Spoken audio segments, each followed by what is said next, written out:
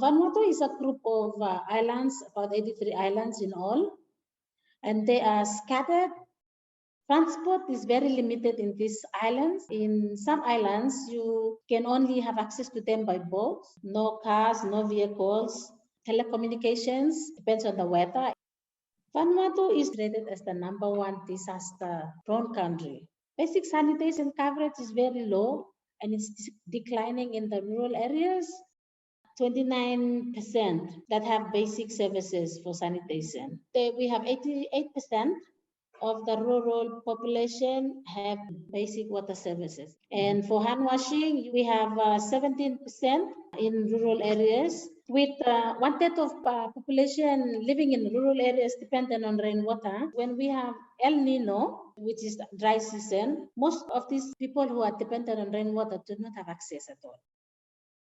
In terms of what the government of Vanuatu is doing in terms of improving WASH, especially in rural areas, the Department of Water Resource has adopted the Drinking Water Safety Plan from WHO and has included another component, and we call it the security component. We call it the Drinking Water Safety and Security Plan. This plan also captures components of sanitation and, of course, hygiene. We might call it WASH in Communities Improvement Plan. A lot of success in Vanuatu in terms of expanding this WASH tool to not only communities, but also to schools and healthcare facilities. We have included inside the template of these plans to cater for climate change impacts. We have included cyclones as part of risk that we need to address. We have included sea level rise as part of risk that we should cater for small islands. We have included other climate-related issues in these plans so that we can at least assess the risk and have in place some improvements to cater for climate change impacts. We still have a long way to go, but hopefully now we are taking measures to include or in our WASH improvement plans to cater for climate change.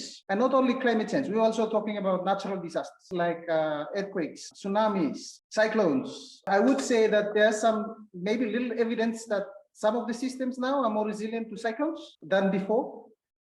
In the past, most of the water tanks used to be blown up.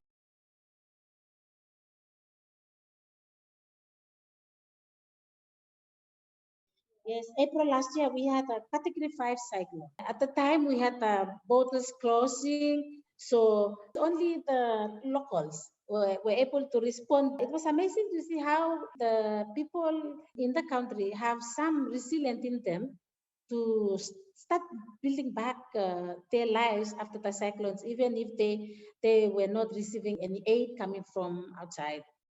Most of the water structure and the sanitation structures are up and running with only locals building back. Addressing risk is a cheaper way of addressing issues before they arise. And this is what we are doing. We are trying to make sure that all our WASH systems are not only climate resilient, but also natural disaster resilient, maybe even COVID resilient. I hope that we will be prepared for the next big thing that will be coming.